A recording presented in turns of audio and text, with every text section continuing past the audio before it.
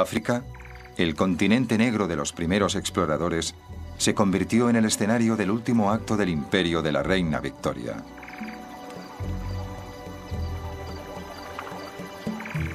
Siguiendo los pasos de misioneros como David Livingstone, las potencias de Europa llevaron a cabo una carrera brutal para conseguir más colonias, una carrera que sería conocida como la lucha por África. En Gran Bretaña, este último estallido expansionista fue inspirado por dos hombres cuyas historias llevarían al pueblo británico al clímax del fervor imperialista. El primero, el general Charles Gordon, enviado en misión diplomática a un pobre país árabe, inició una cruzada personal para liberar a un pueblo oprimido. Su actitud desafiante llevaría a su reina y a su imperio a una guerra santa y a una búsqueda romántica pero violenta para imponer un nuevo orden mundial. El segundo, Cecil John Rhodes, empezó como un sencillo cultivador de algodón y se convirtió en el mayor creador imperial de su generación. Para financiar sus sueños de conquista se embarcó en una despiadada búsqueda de diamantes, oro y poder que le convertiría en el hombre más formidable y odiado de África. Ambos, Cecil Rhodes y Charles Gordon, ejemplificaron las virtudes y los vicios de su época. Llevarían a Gran Bretaña a nuevos niveles de gloria y expondrían el lado oscuro del imperio de Victoria.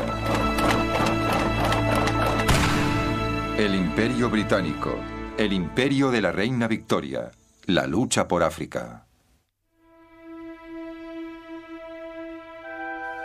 A los 60 años, la reina Victoria seguía llevando los trajes de satén negro con encajes blancos que se puso por el luto de su querido esposo, el príncipe Alberto, que había muerto 20 años antes. Para sus 350 millones de súbditos repartidos por todo el mundo, ella era el símbolo divinizado del poder y prestigio británico, pero en el invierno de 1884 su imperio se enfrentó a una seria amenaza de una de las regiones más pobres y oscuras de la tierra, Sudán.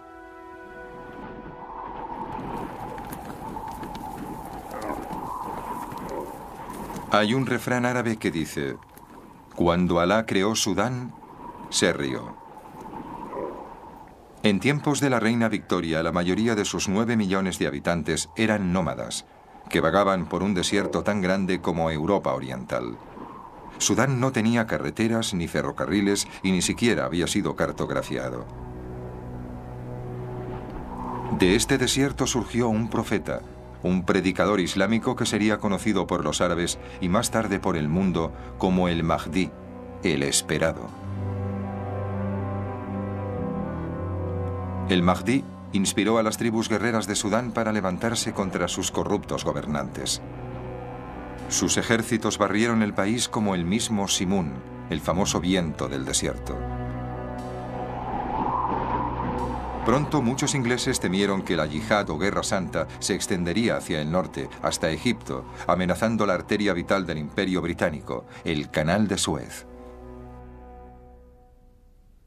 3/4 partes de los barcos que navegaban por el canal eran británicos y conformaban un eslabón vital con las posesiones más ricas de Victoria en India y el este.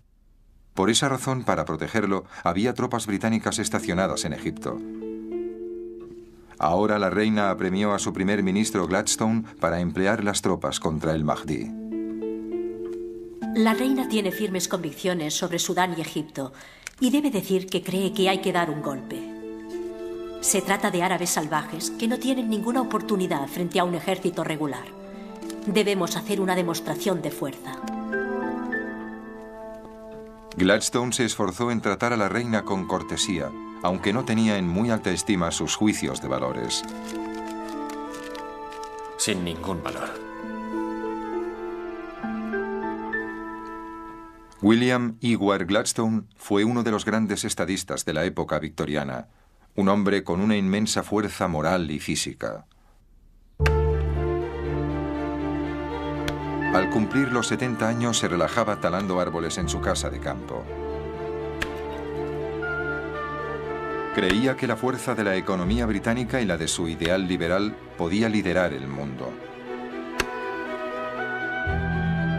Era un gran defensor de los derechos humanos y creía en la lucha contra la tiranía. Se oponía a emplear las tropas británicas para sofocar lo que él consideraba un levantamiento popular en Sudán. Pero la prensa y el público opinaban lo mismo que la reina. Querían acción.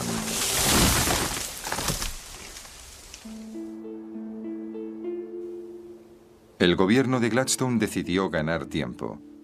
Propuso enviar a un alto oficial del ejército a Sudán para que informara de la situación. Para esta misión, eligió a uno de los héroes más populares de la época victoriana, el general Charles George Gordon.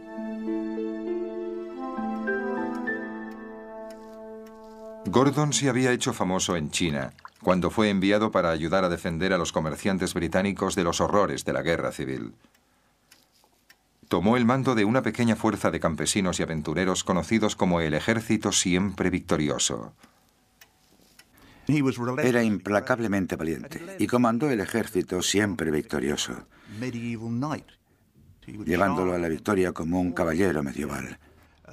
Cargaba contra las hordas del enemigo, llevando solo su bastón de oficial, que él llamaba su varita de la victoria. En una campaña relámpago de 18 meses, venció a los rebeldes de Taiping y restauró la paz en el país. Gordon se convirtió en un héroe. Cuando volvió a Inglaterra, descubrió para su sorpresa que todo el mundo quería verle. Fue invitado a ver a la reina y durante el resto de su vida fue conocido como Gordon el Chino. El emperador chino le había ofrecido a Gordon una fortuna para que se quedara. Este declinó la oferta. No tenía el menor interés por el dinero. En una época famosa por los excéntricos ingleses, Gordon era todo un personaje.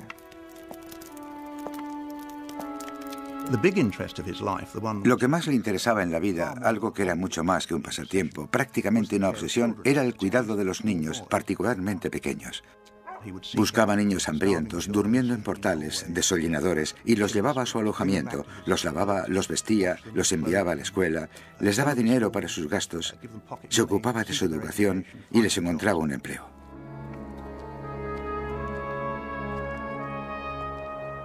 Tenía docenas de esos niños repartidos por todo el imperio. Tenía un mapa con banderitas que marcaban dónde vivían o trabajaban en aquel momento. Los llamaba sus reyes. Y cuando la gente le ofrecía dinero, solo aceptaba el necesario para pagar la educación de esos niños. Y no había nada raro en ello. Nadie ha sugerido en ningún momento que el interés por esos niños estuviera motivado por otra cosa que no fuera la caridad cristiana. Era el arquetipo del varón cristiano de la época victoriana. Según todos los informes, Gordon era célibe y profundamente religioso. Donde quiera que fuera, se llevaba una Biblia y una generosa provisión de brandy. Desde la guerra en China, había comandado varias campañas en África. Tenía reputación de rebelde que con frecuencia desobedecía las órdenes. Este era el hombre que el gobierno británico había elegido para enviar a Sudán. La tontería más grande fue enviar a Gordon, que era como un alumno indisciplinado, el héroe de los muchachos. Probablemente también bebía en exceso. Un cristiano, según los criterios de Gladstone, extraordinariamente vulgar, renacido por el cristianismo, por así decirlo, cuando estaba sobrio. En una noche invernal de enero de 1885, importantes miembros del gobierno y del ejército esperaban en la estación londinense de Charing Cross. Se habían reunido para despedir al héroe en la primera etapa de su viaje hasta Jartum, la capital de Sudán.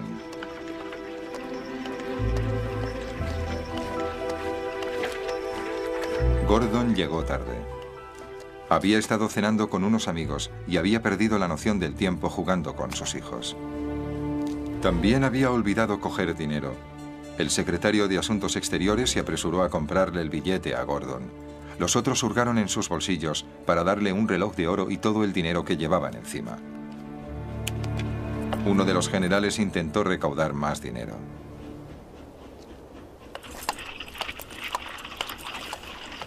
Garnet Bosley se fue corriendo a los clubes solo para caballeros de St. James, diciéndole a la gente que jugaba al bridge o estaba cenando: rápido, rápido, denme todo el dinero que tengan. Gordon se va a Khartoum y no tiene dinero. Esto provocaría celos, sospecho yo, entre los círculos más elegantes, porque enviaban a alguien con una misión muy delicada que ni siquiera se había molestado en ir al banco.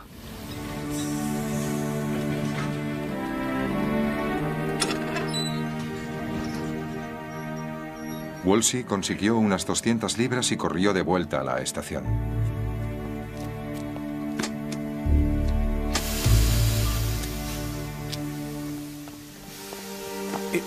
En cierto modo, la noche que Gordon partió para Khartoum era una maravillosa estampa victoriana. El duque de Cambridge mantuvo abierta la puerta del vagón y Sir Garnet Bosley le subió el equipaje y todos le estrecharon la mano. Él subió al tren, cerró la puerta, la máquina dejó sonar su silbido y el jefe de estación agitó la bandera y el tren se puso en marcha, llevando a Gordon a su destino.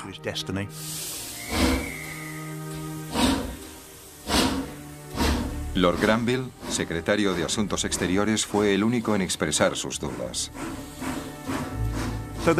Volvieron al club reformista y se sentaron pensativos en los sillones de cuero.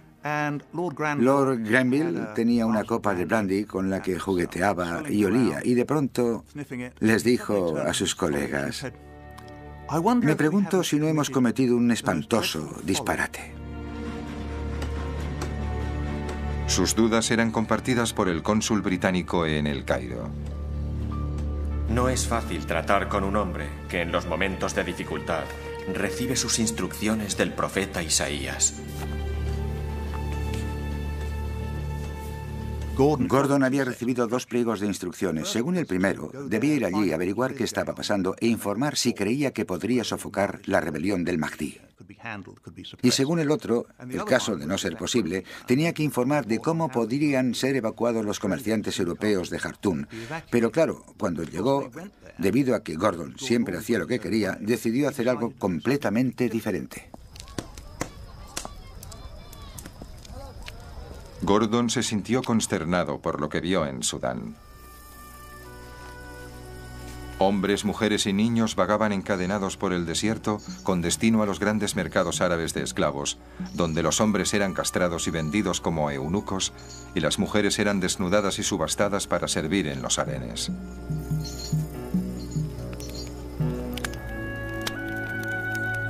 Gordon asumió el mando en Khartoum e hizo una hoguera con los famosos látigos utilizados por los negreros y los gobernantes sudaneses para controlar el pueblo. Estaba determinado a ser el salvador de los oprimidos sudaneses.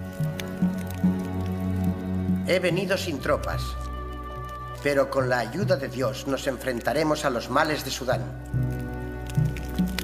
Pero antes, Gordon intentaría aliarse con el hombre al que debía enfrentarse, el Mahdi. Le envió un uniforme de gala, ofreciéndole su amistad personal si el Mahdi ponía fin a su guerra santa.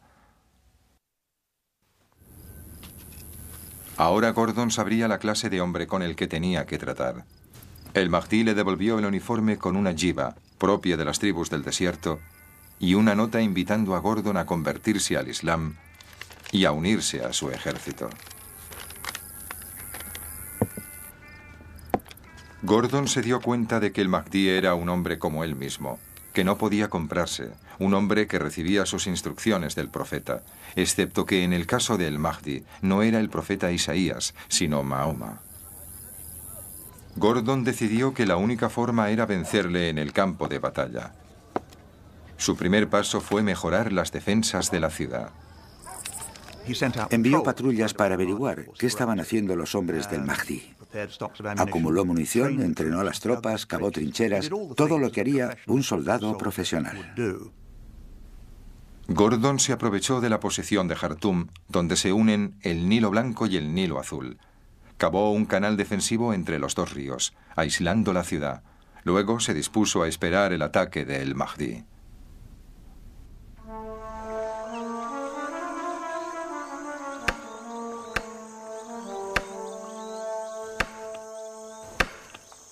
Las fuerzas del Mahdi cortaron la única línea de telégrafo con el Cairo y se dispusieron a esperar a que el hambre obligara a la ciudad a rendirse.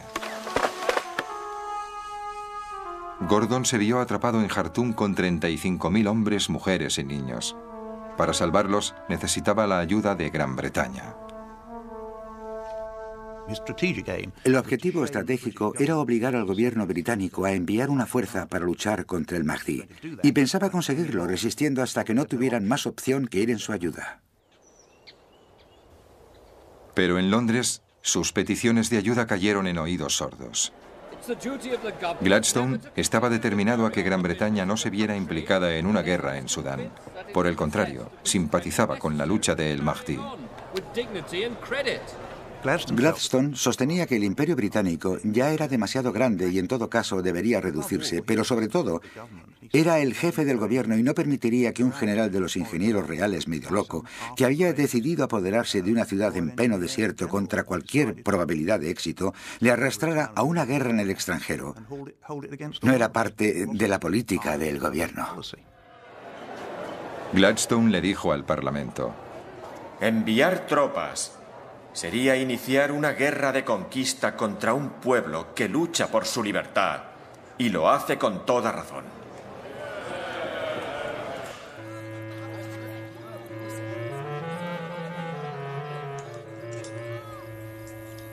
Pero Gordon, atrapado en Jartum, colocó al gobierno británico en una situación embarazosa. Después de todo, había sido idea suya enviar a Gordon a Sudán, y ahora que ese héroe excéntrico había captado la imaginación del público, no podían dejarlo allí a su suerte. Además, debían contar con la reina.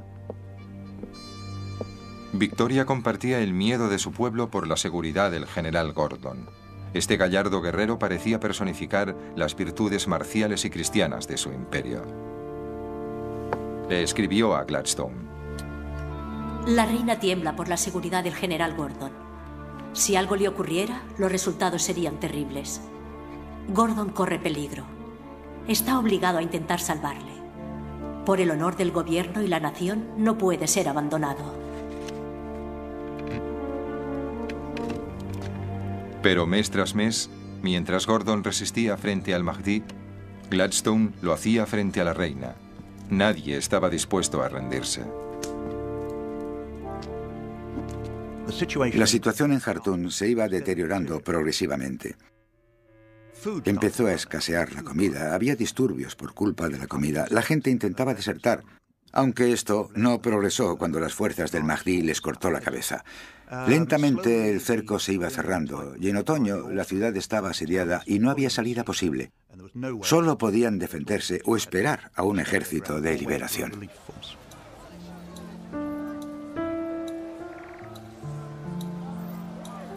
De la ciudad asediada salían informes que los barcos a vapor llevaban por el Nilo. Muy pronto, toda Inglaterra sabía que Gordon estaba solo en sus dependencias, en el palacio del gobernador, aguardando todos los días la llegada de las tropas británicas que él esperaba enviarían desde Egipto. Le escribió al cónsul británico en El Cairo: ¿cuántas veces hemos escrito pidiendo refuerzos?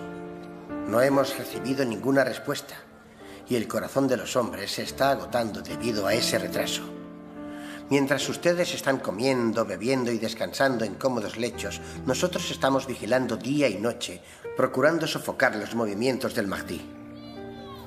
Gordon en Jartum era un episodio épico. Era un general británico clamando en el desierto, rodeado de salvajes, luchando por la causa del bien y el cristianismo, y nosotros teníamos que sacarlo de allí. Era, y a los británicos les encantaba, el último hombre en el último asalto.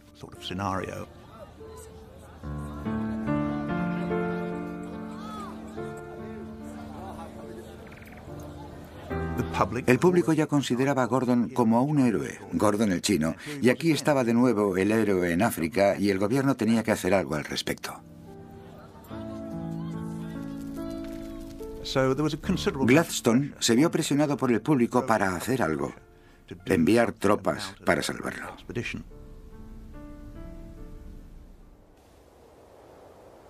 A los 8 meses de iniciarse la misión de Gordon, Gladstone se rindió. Ordenó al ejército británico que invadiera Sudán y sacara a Gordon de allí. Pero antes de llegar a Jartum, las defensas de Gordon empezaron a ceder. En la mañana del 26 de enero de 1885, el Mahdi lanzó su asalto final. Hordas de guerreros atravesaron la brecha en los muros de la ciudad. Gordon corrió al tejado del palacio del gobernador. En las calles, el pueblo de Jartum era masacrado por las fuerzas del Mahdi.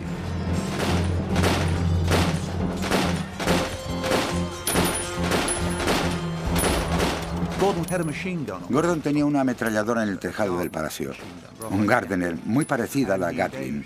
Disparaba contra las fuerzas del Mahdi que corrían por la calle para asaltar el palacio, hasta que estuvieron demasiado cerca y no podía inclinarla más.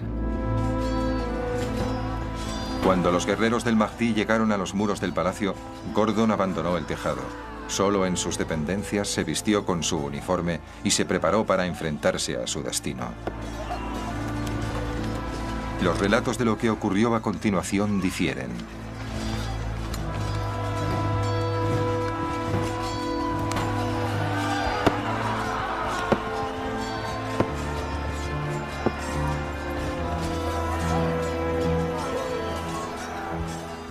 En ese momento, las fuerzas del Mahdi ya habían matado a los soldados y estaban en los jardines del palacio y corrían hacia él. Según dicen, apareció en lo alto de las escaleras cuando llegaron los lanceros del Mahdi. Se enfrentaron. Para ellos tuvo que ser sorprendente ver por fin a Gordon, un hombre del que probablemente habían oído hablar tanto, el diablo. Hay un famoso cuadro inspirado en los relatos, o meramente una fantasía, en el que se ve al lancero hundiendo la lanza en el pecho de Gordon. Este cayó encima de la muchedumbre, que lo cortó en pedazos. Este es el icono que rápidamente reprodujeron los artistas británicos y que se convertiría en el primer mártir cristiano del imperialismo. Los hombres que realmente le vieron morir, 40 años más tarde, les dijeron a los oficiales británicos en Sudán que murió en un pasillo disparando su revólver en una escaramuza. Pero es mejor, o si lo prefieren más cinematográfico, verlo allí, de pie, noble, distinguido, un héroe británico aceptando su destino. Más tarde, el mismo día, la cabeza de Gordon fue mostrada a uno de sus oficiales que había sido hecho prisionero. Luego, la colgaron en la horquilla de un árbol, donde los niños le tiraban piedras y excremento de camello. La reina consideró que Gladstone era personalmente responsable. Le escribió a su secretaria privada. El señor Gladstone y el gobierno tienen en su conciencia la sangre inocente, noble y heroica de Gordon. Nadie que reflexione en qué circunstancias fue enviado allí y le fue negado todo tipo de ayuda puede negarlo. Envió un furioso telegrama al primer ministro que iba en tren camino de Londres. Los cables de Victoria a sus ministros invariablemente eran codificados, pero no este. Este podía leerlo cualquier empleado de telégrafos y lo hizo con intención de que fuera una censura pública al hombre que había fallado al imperio y a su más grande héroe.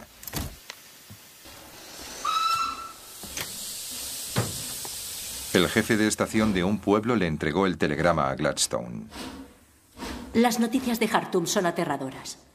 Pensar que todo eso podía haberse evitado, salvando muchas vidas preciosas con solo intervenir antes, es espantoso. Gladstone, que no se dejaba influenciar por la histeria pública o real, ordenó al ejército británico que abandonara Sudán. Pero Gladstone no había sabido juzgar el ánimo del pueblo y del Parlamento. La muerte de Gordon fatalmente debilitó a su gobierno. Perdió las siguientes elecciones. Para Gladstone fue un incidente terriblemente perjudicial. Gladstone no supo apreciar que alguien que para él solo era un general insubordinado, vulgar y poco de fiar, fuera considerado por la opinión pública británica y de hecho por la reina, no hay que olvidarlo, como un verdadero héroe de la época imperial.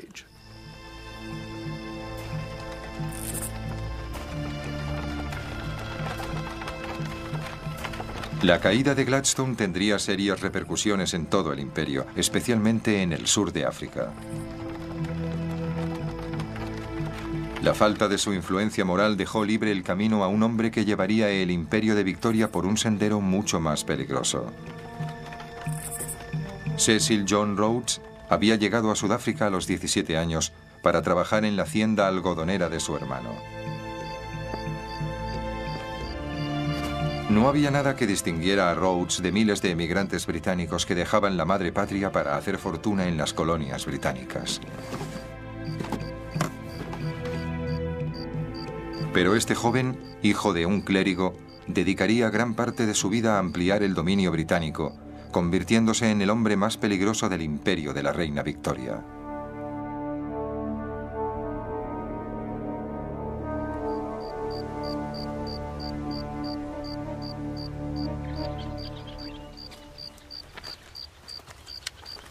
Al principio sus ambiciones se limitaron a triunfar como granjero. Se llevaba bien con sus obreros africanos, compartía su comida y hospitalidad y respetaba sus valores. Rhodes era muy intuitivo con el pueblo de África. Le fascinaba la sociedad africana. Se pasaba noches enteras en kraals, aldeas, quería entender cómo funcionaban. Rápidamente aprendió la lengua de los zulúes para comunicarse directamente con ellos. También comprendió el valor que daban los africanos a la confianza de una persona y fue objeto de burla por parte de los otros granjeros porque pagaba a sus obreros por adelantado. Eso era visto por la gente que trabajaba para él como un signo de confianza y, claro, afianzaba su lealtad. Pero Rhodes pronto perdió el interés por la granja. Su llegada a África había coincidido con un decisivo descubrimiento a 750 kilómetros de distancia, en una remota alquería conocida como Colesburg-Kopje.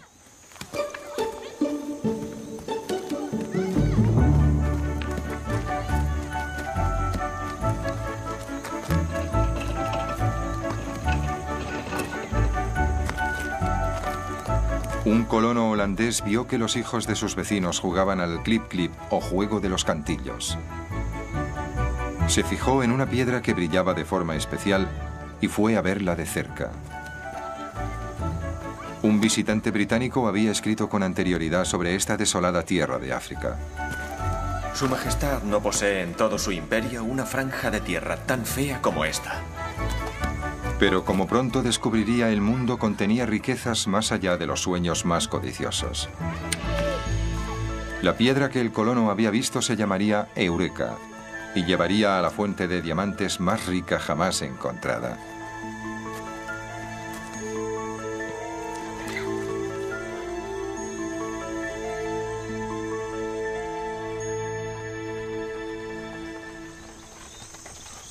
Rhodes lo abandonó todo. Hizo el equipaje y se sumó a la fiebre de los diamantes. La alquería Colesburg-Kopje pronto se convertiría en la ciudad de Kimberley. Matones de las minas de oro de California y Australia convivían con veteranos de la Guerra de Secesión Americana, aristócratas ingleses e inmigrantes de los guetos de Europa. Todos atraídos por un agujero en la tierra que cada día era más grande. Para estos hombres, Kimberley les prometía riqueza inmediata, pero a un precio. Kimberley era un lugar indescriptible. El ruido, el polvo, el calor. Pueden imaginar esta colonia de 40.000 personas en pleno desierto. El polvo de las excavaciones se veía a 15 o 20 kilómetros de distancia. Al acercarse, se adentraban en un lugar terrible. Cabañas construidas con viejas cajas de embalaje, rodeadas de animales muertos, o los restos de animales muertos. Moscas, infestado de moscas. El salvaje oeste era un lugar tranquilo comparado con Kimberley. Aquí había un bar para cada 16 hombres, y los tiroteos eran algo cotidiano. Pero Rhodes prosperó como buscador de diamantes. En menos de un año escribió a su madre diciéndole que ganaba unas 100 libras a la semana. Lo suficiente para convertirlo en uno de los jóvenes más ricos de Inglaterra. Pero en 1872, unos días antes de cumplir los 19 años, sufrió un ataque cardíaco. Los médicos le dijeron que el ataque había sido leve, pero Rhodes sabía que a partir de entonces mantendría una carrera contra la muerte. Eligió una curiosa forma de convalecencia: un viaje épico por la sabana africana. Algunos creen que durante este viaje, Rhodes acrecentó su gran amor y desarrolló su gran plan para África. Muchos estudiosos han dicho que esos 9 meses que Rhodes pasó viajando por África en una carreta tirada por bueyes hasta llegar al territorio de los Boers tuvo un efecto increíble en él. Rhodes escuchó miles de historias de cazadores sobre el interior de África. Y yo creo que fue durante ese viaje que consideró sus primeras ideas de un África alcanzable, lista para ser tomada.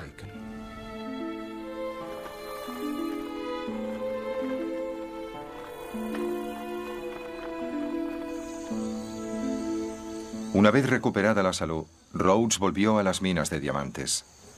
La mayoría de los mineros creían que las minas estaban agotadas y querían vender sus concesiones.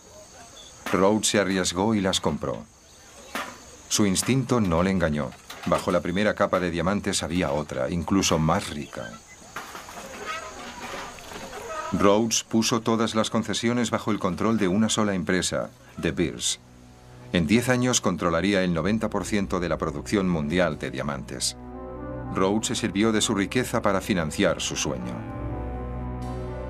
El dinero es poder. ¿Y qué puede conseguirse sin poder?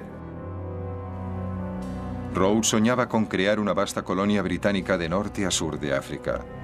Para conseguirlo, planeó construir un ferrocarril desde Ciudad del Cabo a El Cairo. Pero antes necesitaba apoyo político en Sudáfrica. Fue elegido para el Parlamento de El Cabo y entró en relación con Africana Bond, el partido de los granjeros holandeses o Boers que estaban consolidando su propio poder quitándoselo a los nativos africanos. Estamos hablando de un momento en el que la población negra de El Cabo votaba, siempre y cuando tuvieran alguna propiedad. Formaban parte de jurados en juicios a personas blancas. Esto constituía una aberración para Africana Bond. Y Rhodes estableció una íntima alianza con ellos. Rhodes, que antes había presumido de su falta de prejuicios, pronunció un discurso en el nuevo Parlamento de El Cabo. ¿Acaso este Parlamento cree que es correcto que hombres en estado salvaje tengan derecho al voto? Hay que tratar a los nativos como un pueblo subyugado. Ser sus señores. Los nativos deben ser tratados como niños sin derecho al voto. Tras el discurso de Rhodes, la ley cambió. En Sudáfrica se retiró el voto de todos los africanos nativos, menos de un puñado. Rhodes, durante toda su carrera, no dejaba de cambiar las piezas en el tablero. Consideremos las minas de diamantes. Si nos remontamos al principio de su historia, la población negra era propietaria de concesiones, competía con los blancos. Lo que Rhodes quería era disponer de una mano de obra negra de confianza y permanente, encerrada en asentamientos, sin que se les permitiera salir, siendo inspeccionados cada vez que salían de las minas. Y la necesidad de una mano de obra controlada llevó a Rhodes a las políticas más racistas. La carrera de Rhodes no tiene sentido en términos políticos. Pero si se considera en términos económicos, sí lo tiene. Las alianzas que firmaba eran para conseguir beneficios y hacer negocios, y eso es indiscutible.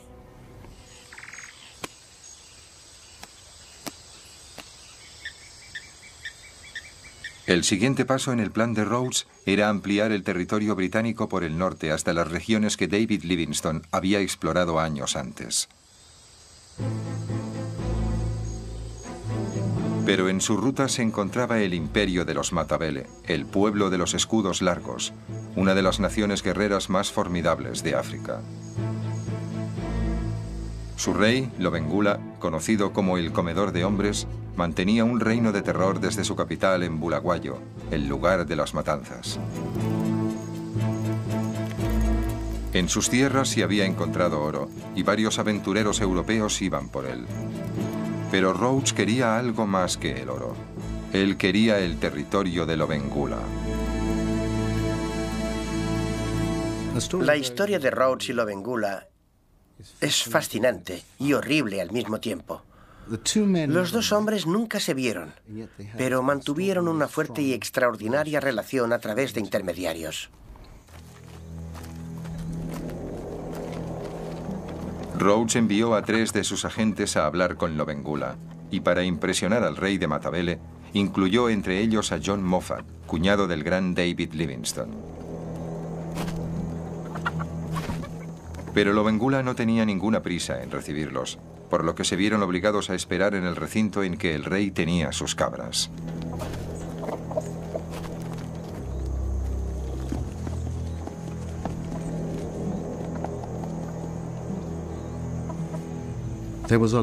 Fue una larga espera para los emisarios de Rhodes. Rudd, concretamente, escribió sobre las malas condiciones, el barro, las moscas y el hedor, la impaciencia que les dominaba. Lobengula los tuvo esperando literalmente meses, mientras tomaba una decisión. Por fin, después de la espera, Lobengula dio a entender que estaba dispuesto a mantener una gran indaba, conferencia, para discutir si le otorgaba una concesión al consorcio de Rhodes. John Moffat le presentó a Lobengula un documento que le otorgaba a Rhodes unos poderes extraordinarios. La total y exclusiva propiedad de todos los metales y minerales de mi reino, principados y dominios, juntos con el poder para hacer todo lo que se considere necesario para obtener y procurar los mismos.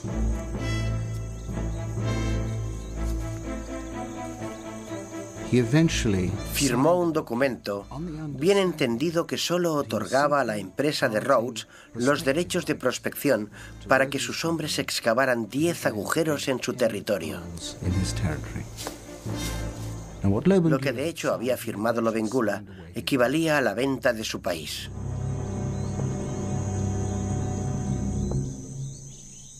Armado con ese documento, Rhodes fue a Londres en busca de una célula real, que sería la sanción de Gran Bretaña a su derecho sobre dicho territorio. Ahora Rhodes era famoso. Era ampliamente admirado por su inmensa fortuna y sus hazañas. Aunque muchos desconfiaban de él, considerándole un hombre que no permitiría que nada, ni siquiera el gobierno británico, se interpusiera en el camino a su ambición.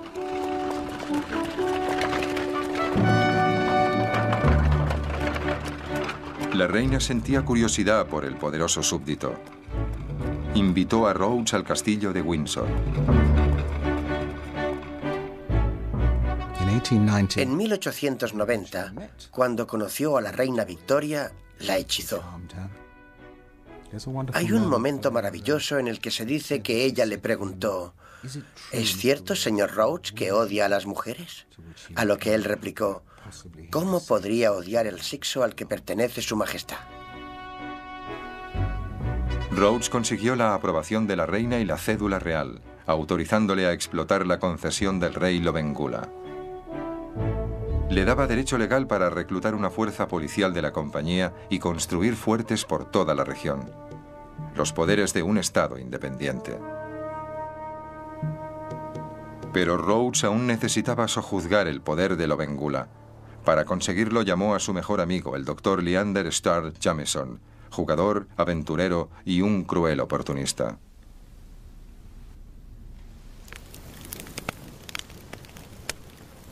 Su oportunidad llegó cuando Lobengula atacó a una tribu más débil por una disputa por el ganado. Jameson le envió un mensaje a Rhodes. Tenemos la excusa de una disputa por unas mujeres y niños asesinados, y si consiguiéramos las tierras de Matabele, tendríamos un gran potencial en acciones. Jameson reclutó una fuerza de 1.400 mercenarios blancos. A cada hombre le prometieron 2.400 hectáreas de las tierras de Lobengula y 15 concesiones para buscar oro. Cuando Rhodes y Jameson decidieron que había llegado el momento de apropiarse de las tierras de Matabele, la clave, el arma clave para ello, fue la ametralladora Maxim. Se trataba de un arma que disparaba 60 balas por segundo. Nunca había sido utilizada en el campo de batalla. Es extraordinario que una empresa, una corporación, poseyera el arma más secreta, por así decirlo, del ejército británico. Pero Rhodes tenía ametralladoras Maxim. Los Matabele contaban principalmente con lanzas y porras. El resultado fue devastador.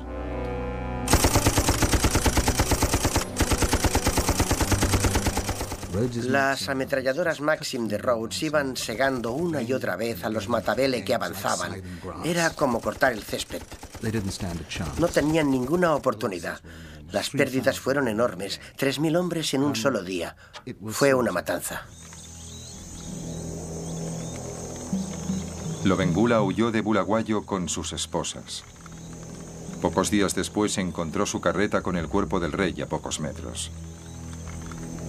Según uno de sus seguidores, el gran rey de los Matabele se había envenenado. John Moffat, que había convencido a Lobengula para que firmara la concesión minera, estaba consumido por el remordimiento. El rey era un caballero a su manera y se ha pecado gravemente contra él. En noviembre de 1893, el doctor Jameson izó la bandera de la compañía en Bulawayo. Ahora Rhodes tenía el control absoluto sobre un vasto territorio que se llamaría Rhodesia. Pocos días después, hizo su entrada triunfal en la antigua capital de Lobengula y felicitó a sus tropas por la destrucción de lo que él llamaba una implacable barbarie. John Moffat había cambiado de posición. El gran Rhodes está vanagloriándose. Todo el mundo se inclina y le adora como el más sabio de los hombres. La marea popular está con él. Supongo que algún día se producirá una colisión y los hombres recordarán que aún sigue habiendo algo llamado justicia, incluso para los negros.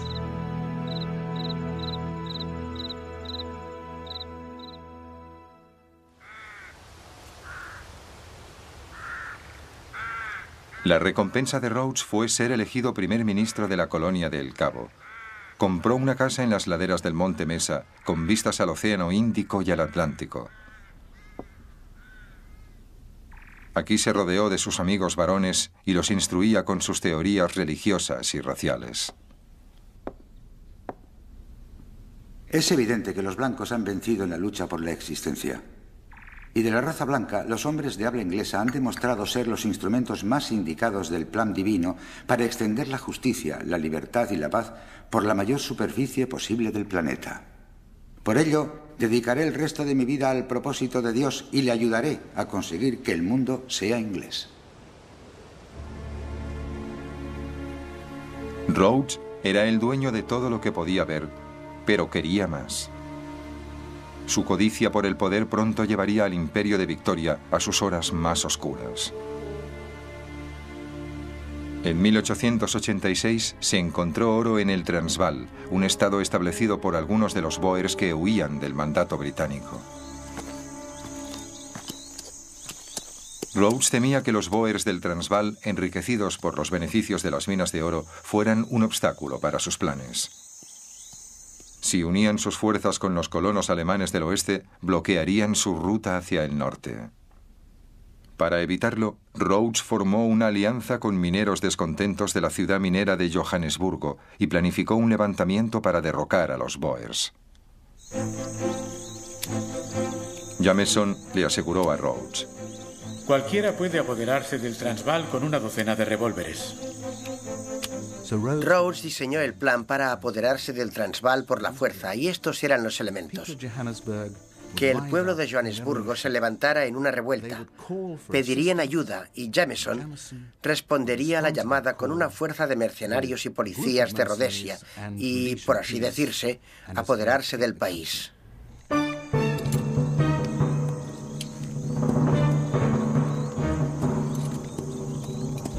La prometida revuelta no se materializó, pero Jameson continuó con el plan. Llegó al Transvaal al mando de sus hombres, pero los Boers los estaban esperando. Dejaron que los invasores avanzaran hasta que los rodearon y entonces los fueron matando con asesina precisión.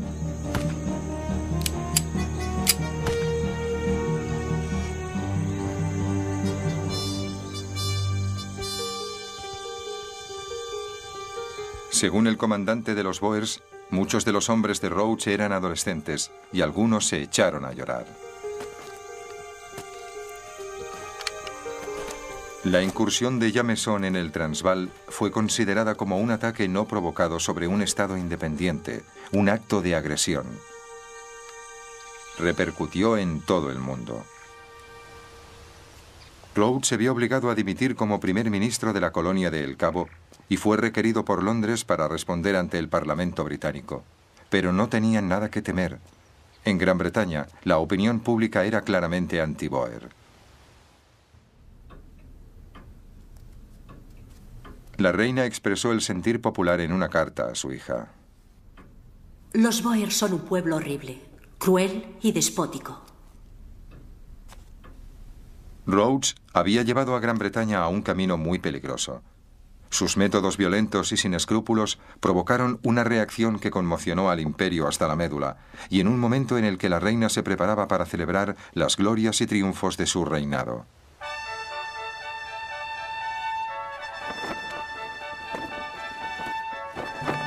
«1897 era el año del jubileo de diamantes de Victoria, 60 años en el trono. Militares y líderes coloniales de todos los rincones del imperio llegaron a Londres para participar en un desfile espectacular. Fue filmado por las nuevas cámaras de cine. La pequeña mujer bajo la sombrilla gobernaba una quinta parte de la población del planeta. Ha sido un día inolvidable.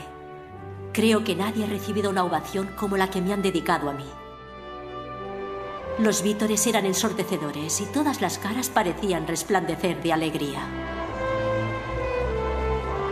Pero la alegría pronto se convertiría en desilusión cuando soldados que habían desfilado por las calles de Londres fueron enviados a luchar en la guerra en Sudáfrica. Los británicos enviaron un ejército para realizar lo que Rhodes no había conseguido, poner fin a la independencia de los Boers. La guerra de los Boers empezó un año después del jubileo de la reina.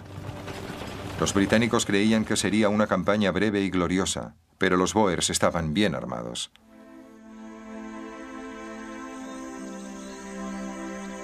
Un soldado inglés escribió en su diario: Tan pronto como empezamos a avanzar, silbaron las balas. De pronto una Maxim abrió fuego sobre nosotros. Eso frenó la línea de fuego, porque todos se tiraron al suelo y nadie se atrevió a moverse.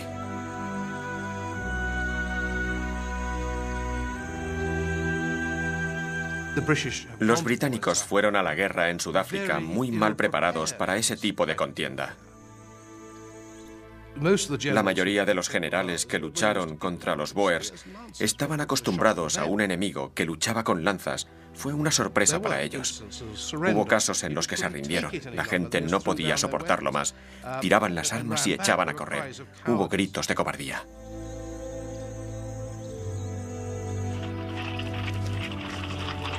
Las sucesivas derrotas acabaron con la confianza del pueblo británico. Incluso la firme Victoria estaba conmocionada. Hoy no ha habido noticias, solo listas de bajas. La guerra le tocó personalmente cuando su nieto, el príncipe Christian Victor, apareció entre los soldados muertos. Los británicos incrementaron el esfuerzo de guerra. Enviaron 250.000 de soldados al sur de África. Lentamente, la marea fue en contra de los bóers. Los ejércitos bóers fueron derrotados, pero sus jóvenes comandos continuaron con una guerra de guerrillas. Como represalia, el comandante en jefe, el general Kitchener, inició una guerra de agotamiento, quemando alquerías y reuniendo a mujeres y niños. Los internó en los primeros campos de concentración. Un gran número de civiles bóers se vio expuesto al tifus y al cólera, y como resultado de ello se convirtieron en campos de la muerte, que la prensa británica y muchos liberales denunciaron como un método bárbaro de hacer la guerra. El patriotismo de la reina y del pueblo siguió inalterable. Pero los desastres de la guerra de los bóers alimentaron una mayor desilusión de la que el ideal imperialista nunca se recuperó.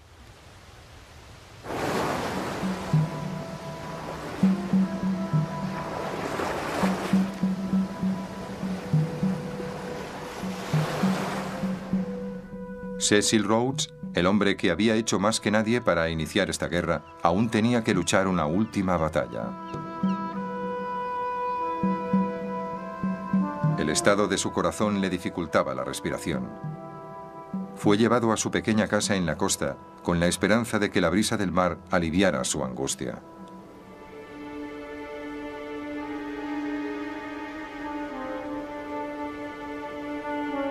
Pero aquí, a los 48 años de edad, perdió su carrera contra la muerte.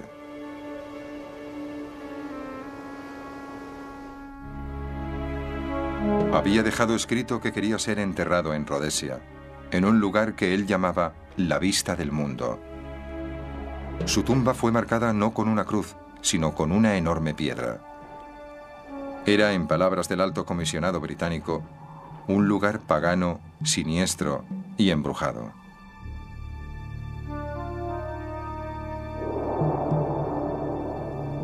Muchas de las actitudes que Rhodes había defendido fueron enterradas con él. La era de Victoria había terminado, y con ella el incuestionable imperialismo que había representado.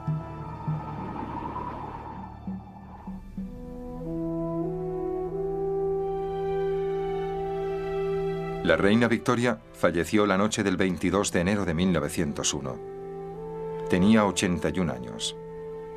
Siguiendo sus instrucciones, la vistieron de blanco y echaron flores de primavera sobre su cuerpo. Su cara fue cubierta con el velo que llevaba el día de su boda con el príncipe Alberto, 60 años antes. La muerte de la reina Victoria fue considerada por muchos como el final de una era. Pero también, en 1901, se temía que otras potencias se levantaran, presionando a Gran Bretaña para ceder su primacía en el mundo. Así que en los últimos días del reinado de la reina hubo temores y recelos.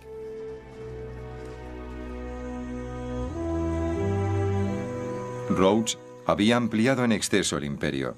Las repúblicas bóers que él había obligado a Gran Bretaña a conquistar pronto obtuvieron la independencia. Su espíritu agresivo sería reemplazado por un liberalismo gladstoniano. Los ideales que el príncipe Alberto había inculcado en Victoria en los primeros años de su reinado demostraron al final ser más duraderos que el duro imperialismo de sus últimas décadas.